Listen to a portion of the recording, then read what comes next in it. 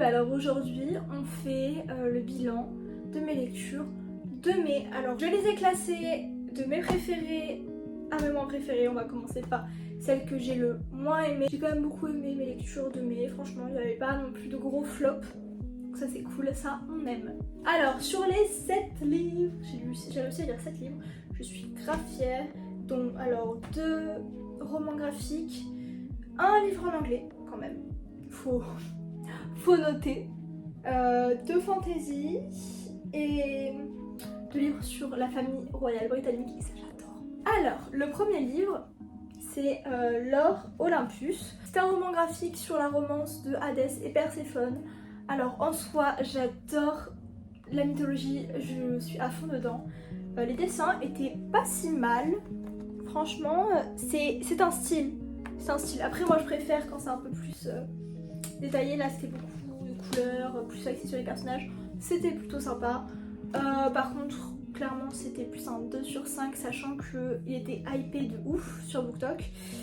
Et que j'ai pas retrouvé forcément la hype. J'étais un peu en mode... ok, donc en fait, je sais même pas si j'achète le second tome. Enfin, je pense que je vais l'acheter quand même. Mais j'étais un petit peu déçue, quoi. Alors, le second tome, c'est encore un roman graphique, c'est The Runway. C'est un webtoon qui a été du coup imprimé en papier, sachant que moi les webtoons je les lis pas parce que je déteste lire sur mon téléphone, lire sur un écran, j'arrive pas parce que j'arrive pas à me rappeler l'histoire, j'arrive pas à me concentrer. Donc quand c'est en papier, je suis très contente. Sachant que les petites images sont plutôt sympas. Voilà. Les graphismes sont vraiment jolis, j'ai vraiment beaucoup aimé. Sachant qu'en plus, vu que je suis en pleine écriture de mon roman, les petites tropes comme ça, c'est plutôt sympa pour chercher des tropes amoureuses. Les webtoons, c'est le top. Histoire fluide, je l'ai lu en 30 minutes. C'était une lecture courte, rapide, concise, sympa. J'ai mis, je crois, 3 sur 5, 4 sur 5, un truc comme ça. Pour le troisième livre, c'est le livre en anglais, This Winter de Alice Oseman. C'est une petite nouvelle des Heartstoppers. Donc c'était très sympa, c'était court, mais c'était sympa d'avoir un livre en anglais où je peux lire fluidement. Et vu qu'en fait c'est très écarté, c'est très gros, je sais pas si vous allez regarder. Vous voyez, c'est écrit comme ça. Donc en fait c'est plutôt sympa, il y a des petites images un peu partout. Alors le livre parle du Noël de la famille de Charlie. Et donc en fait on est en plein dans les TCA de Charlie et du coup on voit un petit peu comment il arrive à gérer avec Noël. On a 3 points de vue. Le point de vue de Tori, la grande sœur de Charlie, et après le petit frère Oliver. Mais Oliver c'est très court. Tori, j'ai bien aimé son personnage, donc ça m'a un peu donné envie de lire son tome à elle, toujours en anglais. Et c'est vrai que l'anglais est plutôt sympa, il est fluide, c'est pas... Voilà, franchement je pense que si vous voulez commencer à lire en anglais, et Heartstopper comme d'hab, je le dirai jamais assez, ils sont là, mes bébés. Et après si vous voulez switcher un peu avec un livre sans vraiment d'image, je vous conseille celui-là, il était plutôt simple à lire. En plus, petite ambiance de Noël juste avant d'entrer dans l'été, c'est super intelligent, hello, on adore. Et c'est un 3 sur 5. Le quatrième livre, c'est Le Suppléant, écrit par le prince Harry, donc c'est sa biographie. Écoutez, ça a été très controversé dans les lecteurs de lecture blanche. Il a été terminé, c'est-à-dire que c'était nul, blablabla. Moi je me suis dit, ça faisait quand même super longtemps que j'avais envie de le lire. Donc bon, les 26,50€, ça fait mal, ont été rentabilisés. C'est une écriture qui changeait d'habitude. Les chapitres sont mis comme ceci. En fait, on n'a pas de vraie coupure de chapitres. Et c'est très sympa parce que clairement, on se plonge vraiment dans ses pensées et il a une plume plutôt sympathique en réalité. Donc, c'était plutôt sympa. Une petite brique, plutôt sympathique. Et pas prise de tête. Vraiment, on a des points de vue du coup sur sa vie quand il était petit, avec sa maman. La perte du coup de Lady Diana. Vu que c'était sa maman, c'était très dur. On va avoir forcément des dramas familiaux, hein. Après il faut pas oublier que c'est son point de vue à lui et qu'on n'a pas les autres. Bon, même si on est team Harry, hein, on va rien dire. Et on a eu tout ce qui est ces histoires de cœur, ces histoires à la guerre et tout. Et moi franchement j'ai grave apprécié parce que Harry c'était pas un personnage, parce que franchement c'est des personnages à ce rythme là, c'est un peu comme de la télé-réalité en fait, la télé-réalité royale, et très touchant. Et franchement, vu qu'il n'est pas mis en avant, là on a vraiment pu savoir qui il était vraiment, ou en tout cas ce que lui pensait de lui-même. Donc plutôt sympa. J'avais mis je crois un 4 sur 5 ou un 5 sur 5, je crois. Allez, on arrive dans le top 3. On s'accroche. Les voleurs de fumée de Sally Green, sachant que j'ai rencontré l'autrice et que j'ai pu faire signer mon livre. Trop contente. Donc voilà, les voleurs de fumée, petite fantaisie, multi-point de vue, je crois qu'il y en a 5 de points de vue. D'ailleurs même l'autrice elle nous a dit, en fait je voulais en mettre plein, d'autres encore, mais après je me suis dit au bout de 5, je suis d'accord, 5 au bout d'un moment stop, hein. Mais c'était grave sympa, c'est-à-dire qu'il y a de la représentation. Au niveau de la diversité, je ne saurais pas vous dire, il me semble qu'il y en a un petit peu, mais c'est très léger. Par contre, au niveau de la représentation LGBT, il y a une romance MM, donc ça c'est plutôt cool, on aime bien. Enfin, c'est pas focalisé sur la romance, c'est-à-dire que c'est vraiment une fantasy. Donc il va y avoir de la romance, mais c'est pas genre centré sur la romance. On va avoir aussi des intrigues politiques, de l'action, des personnages touchants. Moi j'ai beaucoup aimé, j'attends qu'ils sortent en poche comme ça parce que les éditions j'ai lu l'ont sorti comme ça et je trouve qu'elle est plutôt sympa. On aime bien la petite tranche comme ça. Prochain tome sortira en poche cet été, chez J'ai lu d'ailleurs. L'équipe de la maison d'édition J'ai lu est adorable. Passons. Franchement c'était grave sympa. J'ai vraiment bien aimé, je l'ai vu super vite. En plus ça commence directement dans l'action. Vous voyez à mon annotation que j'ai apprécié grandement. Et franchement c'était un 4 sur 5 parce que j'en attends quand même un peu plus des prochains tomes. Là, sur le podium, la place numéro 2 reviendra Royal Blood. Alors ça a été un service presse. Bon, soit ça changera pas du tout mon jugement sur le livre, c'est juste que je l'ai vraiment apprécié. Donc en fait, toujours dans la royauté britannique, bon cette fois-ci, l'arbre généalogique est complètement changé vu que c'est une pure fiction. Si vous avez aimé Inheritance Game, ce livre est fait pour vous, sachant qu'en plus il est 1000 fois mieux parce qu'il y a la trope royauté. Ça, on adore. Évangeline, mais je crois qu'on l'appelle Evie quasiment tout le livre, qui est en fait la fille illégitime du roi d'Angleterre et qui va être ramenée en Angleterre et elle va devoir endosser un petit peu son rôle de bâtarde.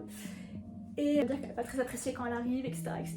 Et elle va être accusée d'un meurtre. On va suivre un peu l'énigme pour l'innocenter. Voilà, et c'était grave choupi. Il y a une petite romance plutôt sympa. Friends to Lovers. Voilà, on peut dire ça, Friends to Lovers. Et plutôt sympathique. En plus, c'est en slow burn, donc pourquoi pas. Après, il me semble qu'en plus, il y aura une suite. Donc ça, je dis oui. Faites attention par contre au niveau des trigger warning, il y a une tentative de viol. Voilà, je préfère vous le dire parce que moi je sais que ça m'a un petit peu ouf. Voilà, j'étais surprise de voir ça dans un livre jeunesse. C'est à partir de 14 ans. Sinon, ce qui est bien, c'est qu'il y a la représentation au niveau du mental health. Donc tout ce qui est maladie mentale, je dirais pas laquelle, je ne dirais pas quoi parce que je veux pas spoil. Mais voilà, du coup ça c'est un petit point bonus parce que ça on le voit vraiment jamais. Et c'est grave touchant, les personnages sont mimes. J'adore, je recommande 5 sur 5. Merci Pocket Génération de me les avoir envoyés. J'ai hâte d'avoir un temps de plus en plus. Regardez comme elle est beau. Voilà. Si vous avez aimé Inheritance Game, achetez-le parce qu'il est 1000 fois mieux selon moi. Il est 1000 fois mieux, j'ai adoré. Enfin, mon livre préféré de ce mois de mai a été Violet Made of Thorns. C'était incroyable. C'est un petit résumé parce que celui-là, c'est une prophétesse, donc une voyante. Une voyante qui ment régulièrement, qui a des visions, mais elle les arrange un peu à sa sauce, ou même des fois elle les invente complètement parce que le roi lui demande. Et le prince déteste les menteurs, plus arrogant, qui genre a un ego un peu high, tu vois. Ça on aime bien quand le mec est un peu en mode ouais je sais, qui drague un petit peu et que toi t'es en mode. En fait ces deux-là se détestent, vont se haïr, ils vont chercher la petite bête à chaque fois pour faire tomber l'autre. Donc voilà, on va dire que Enemies to Lovers, plutôt sympathique, sachant que c'est pareil, enfin on va dire que c'est pas pareil que le Prince Cruel, mais c'est aussi violent. Au niveau des Enemies to Lovers, ils font que se chicaner, mais avec beaucoup plus de romance. C'est-à-dire que voilà, on peut même le classer en romantasy parce que franchement il tabasse niveau romance. Après au niveau action, il y en a, pas énormément. Je pense que ça viendra plus tard dans la suite, tome 2, qui n'est pas encore paru aux États-Unis. Au niveau plot twist et révélation, il y en a quand même pas mal. Sachant qu'il y en a certains qu'on ne voit même pas, on est en mode. Un personnage plutôt attachant. Et franchement, les deux là, c'est du Cardan et Jude à balle quoi. Ils s'appellent comment? Cyrus et Violette, du coup. Ils se bombardent, hein, ils se détestent. Ils se tabassent la tronche, c'est plutôt sympa. Et puis en plus, la beauté du livre quoi. J'ai beaucoup aimé. Donc ça c'est mon coup de cœur du mois de mai. Au niveau du bilan de mai, c'est fait. Du coup maintenant on va faire mon to be read de juin. Donc en service presse, j'ai reçu ce magnifique relié, La dernière couronne de Eulalie Lombard. Une autrice auto-éditée, il est magnifique, clairement, les pages, les débuts de chapitres, là j'ai commencé, incroyable. C'est donc une histoire sur les fae et un enemies to lovers parce qu'on adore ça. C'est une fantasy fae, enemies to lovers. Bah ça va sûrement faire partie de mes livres préférés. En plus la protagoniste est on fire, c'est-à-dire qu'elle est tellement badass as fuck. C'est un peu une Kéliana, voilà, si vous voyez ce que je veux dire. Même une Eileen parce que ben il y a des pouvoirs magiques quoi. Proximité forcée, trop. Parce que en fait ça va être Nysalia va arriver sur le champ de bataille parce que ben, c'est la guerre, la dernière couronne, en fait c'est un royaume qui va tout le temps, en fait il va faire son Napoléon quoi. J'en ai marre. Donc le royaume de Nysalia va être en pleine guerre parce qu'il y a un pays qui est juste à côté qui a bouffé quasiment tous les pays du continent et le sien c'est le dernier. Qui va, en fait, il veut rentrer en guerre parce que ben, l'autre va vouloir manger son pays, on va dire. Et Nysalia va partir donc sur le champ de bataille. Elle est fiancée du coup au prince de ce pays, donc en fait c'est la future reine. Elle va arriver en mode bonjour, bonjour, on va lui dire toi, directement sur le champ de bataille, va en réserve. Du coup en fait ils le mettent sur un plan de réserve. Bref, elle part au combat et pendant le combat, qu'est-ce qui se passe? Elle se fait capturer, elle est prisonnière, haha, et on va la ramener au prince, le prince de sang, voilà, le prince de sang, un petit peu en mode rissande, très sombre, très machin, très powerful, on adore. Donc là j'en suis à la 95e page, j'arrive pas à lire vite parce que j'ai plein de trucs à faire avec mon aménagement, donc c'est pour ça que je l'ai pas encore bouffé, mais sinon je l'aurais déjà mangé. Mais you go girl, franchement celui-là, c'est une fantaisie, elle va être lourde. Voilà, sachant qu'en plus j'ai le petit fan art. Sinon au niveau livre en anglais, j'aimerais bien lire Shatter Me parce qu'on m'a dit qu'il était facile à lire. Donc et puis même, ça fait trop longtemps que j'en entends parler, j'ai trop envie de le commencer, de savoir si ça va être une bonne histoire. Après on m'a dit que ce livre n'était pas le meilleur de la saga. Donc mais trop hâte de lire, voilà, trop hâte. Après on va avoir au niveau des Dark Romance, vu que j'ai lu ma première Dark Romance il y a vraiment pas longtemps, Hooked, donc sachant que je vais découvrir que voilà, vous voyez un petit peu le carnage quoi. J'ai le démon en plus en plein sur la... Bon bref. Hooked, donc en fait ça va être une revisite au niveau Dark Romance du conte de Peter Pan. En gros Peter Pan c'est le papa de Wendy et le Captain Crochet va vouloir pécho Wendy pour se venger de son petit ami Peter. Donc voilà, je sais pas encore ce que ça va donner, sachant que j'ai lu ma première Dark Romance, du coup là ce mois-ci, Bouton et dentelle, et j'étais vraiment en mode... J'ai un temps, en fait je sais même pas si j'ai aimé parce qu'en fait je suis très mitigée. Voilà. Et donc plutôt sympathique, j'aimerais bien le lire. Au niveau romance, dystopie aussi, Perfect Match, parce qu'il me fait un peu penser au... Comment ça s'appelle? À Promise. Il me fait un peu penser à ce livre-là, que j'ai lu au collège. Donc j'ai envie de savoir, en sachant que j'ai envie de encore voir que mon livre a été cassé. Non mais le déménagement, tuez-moi en fait, la prochaine fois que je déménage, ça ira plus vite. Et donc voilà, j'en avais beaucoup entendu parler. Ah putain, je te vois un truc là. Non mais... je vais me faire foutre clairement. Donc voilà, celui-là j'avais vraiment envie de l'essayer. J'espère qu'en juin on va pouvoir y arriver. Mais sachant qu'en plus j'ai encore 2 romances qui arrivent en service presse de chez Pocket Jeunesse normalement ce mois-ci. C'est romance MM, j'en dis pas plus. Le livre, je pense que je vais lire vraiment juste après La Dernière Couronne, ça va être Kéléana, tome 6. Alors, autrice ultra problématique, prenez-le de seconde main. Moi, j'ai pas trop le choix, c'est mon chéri qui me l'a offert. Moi, je voulais attendre qu'il sorte de seconde main, j'ai pas pu. Là, ça va être en même temps que le 5e tome. Ça va être sur la même chronologie que le 5e tome, sauf qu'on va avoir les personnages de Kaol, Nesrine, qu'on avait déjà vu aussi. Et là, je crois qu'il y a un nouveau personnage qui arrive, et c'est... comment il s'appelle?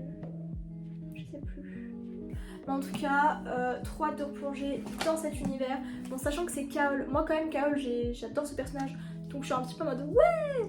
Mais en même temps, je me dis, il n'y a pas Eileen, il n'y a pas Rohan, il n'y a personne, donc je suis un peu en mode. Et notez que la couleur est juste magnifique. Et donc voilà les 5 livres que je veux lire ce mois-ci, ou que j'espère lire ce mois-ci. C'est vraiment qu'il n'y ait pas... Ah oui, les livres que je n'ai pas encore, parce que y a un petit sième qui se rajoute. Le livre que je n'ai pas encore et que je vais aller acheter à sa sortie et que je vais lire à sa sortie, c'est pas du coup Glint, mais le 3e tome. Je sais pas du tout comment il s'appelle, je crois qu'il s'appelle Glim. Il sort le 26 juin. Le 26 juin, je suis à la FNAC ou en librairie indépendante, ça dépend. Et je le chope. Je dis, toi, tu es à moi. Donc voilà, j'ai pas mal de fantaisie sympa à lire en fait ce mois-ci. Je suis un petit peu contente. J'espère que le bilan de mai et le to be read de juin collés sur la même vidéo, ça vous aura plu. Si vous avez des petits commentaires à me faire, mettez-les-moi en commentaire. Et voilà, donc si vous avez aimé la vidéo, n'oubliez pas de liker, commenter, partager. Désolée d'avoir été en retard cette semaine, j'ai eu plein de trucs, en plus j'étais malade et tout, enfin... Passons, je suis désolée de ne pas l'avoir posté lundi et de l'avoir posté genre 3-4 jours en retard. Promis, la semaine prochaine, ça arrivera lundi, pile.